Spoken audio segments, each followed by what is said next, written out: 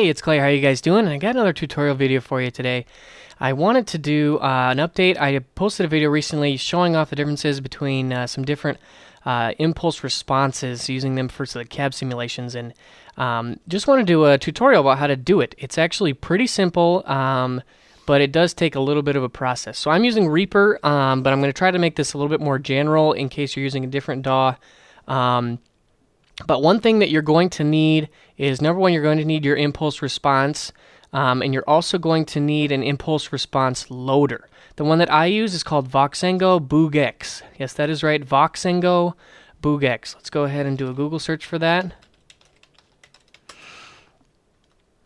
It's 100% free. You can just download it and install it. It's a VST program. Go ahead and check this website out. I will have the website in the description. And basically, it's actually technically an amp simulator, but it has the ability to simply load a speaker cabinet, and it uses impulse responses. So let's go ahead and see how this would look in action. This is actually an audio clip. I don't actually know how to get this audio to run in real time when I'm recording these videos, so you're just going to have to bear with me and trust me. But let's pretend like this is the guitar track that you've recorded. Now, when you are going to, if you would just listen to this right now, if it was done properly, it would sound very buzzy, very nasty. The distortion is going to sound really yucky. That is good because the speaker cabinets actually do a lot of EQ, like curving. Like if you look at like a, let's go ahead and do like a Jensen speaker EQ curve. Yeah, so this kind of stuff right here. These speakers apply all this crazy EQ to your tone, and so without that, you actually have like this really, you need this coloration in order to get it to sound like a real guitar.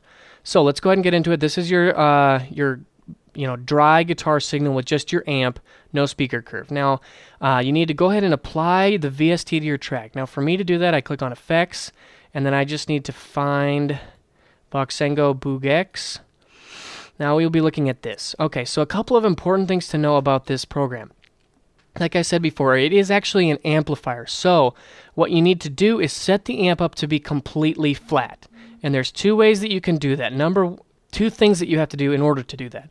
Number one is flatten out these curves all the way to the edges. The purple and the green need to go all the way to the edge, otherwise it's going to sound really weird. Also, with these four controls here, you need to put them all down to 0. Let's keep that all the way down. Okay, so we want 0, 0, 0.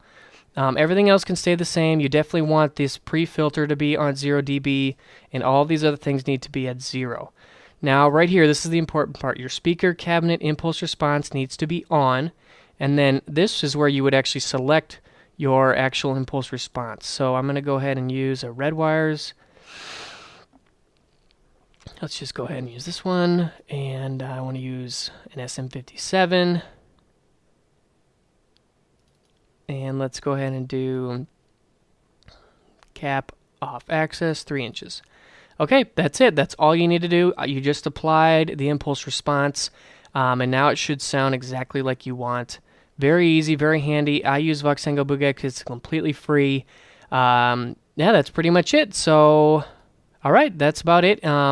If you guys have any other questions about loading in these impulse responses or how tailoring it to your own, I'm pretty sure that the process is going to be identical except for right here when I click Effects and then adding Voxengo. It may be different depending on your DAW. I know in Audacity you would actually need to double click and then click up here on like Effect, and then you need to select it. Let's go ahead and look at Audacity actually. You would need to select Voxengo Boogex from this list, which I actually don't have it updated properly, but that's okay. It would be here. But anyways, that's pretty much the process. I hope that you found this helpful, and let me know if you guys have any questions or comments. Thanks. Bye.